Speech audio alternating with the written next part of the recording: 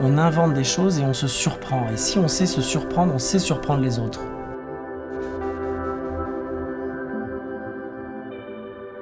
Je m'appelle Godefroy de Virieux, je suis directeur de création de l'atelier Petite H chez Hermès.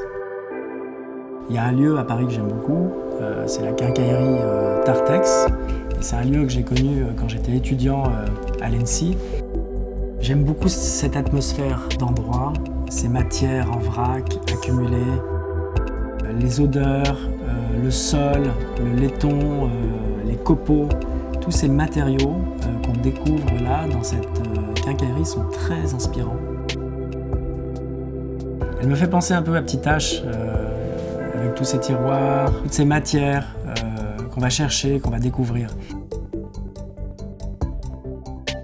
J'ai commencé Petite H il y a 12 ans, quand j'ai rencontré Pascal Mussard, qui a eu cette idée incroyable de monter un atelier au sein d'Hermès et de collecter les matières non utilisées de la maison et d'inviter des artistes, des designers, des plasticiens à rencontrer des artisans pour créer des nouveaux objets à partir de ces matériaux.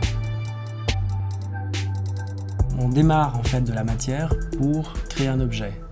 Chez Petite H, on part d'un matériau et à partir de ce matériau, on a des idées et on met au point l'objet avec les artisans. On reçoit de tous les métiers de la maison des matériaux très différents qui n'ont pas forcément l'habitude de se rencontrer, comme la porcelaine, le cuir, la soie, le cristal. Toutes ces matières, on les combine, on les assemble et ça devient un nouvel objet. Comme par exemple le dragon qu'a imaginé Julie Saphir-Stein, qui mixe et qui croise tous ces matériaux. Mais c'est bien, ça lui donne un mouvement qui est bien.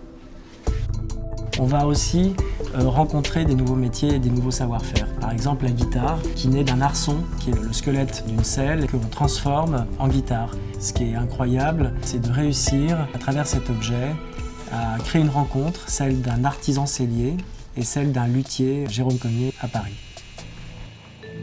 Ce qui est fantastique chez Petite H, c'est les rencontres qu'on est amené à faire, comme avec Émile Kirch, parce qu'à la fois, ce sont des artistes qui viennent et qui ont des idées et qui nous font des propositions d'objets.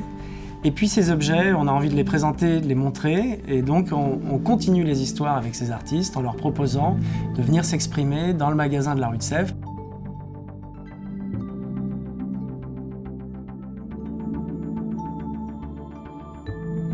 Cette idée du respect de la matière, de l'éco-conscience, est quelque chose qui a toujours existé chez Hermès, depuis son origine. La matière est précieuse, elle est rare. Finalement, Petite H, d'une certaine façon, a toujours existé dans les racines d'Hermès.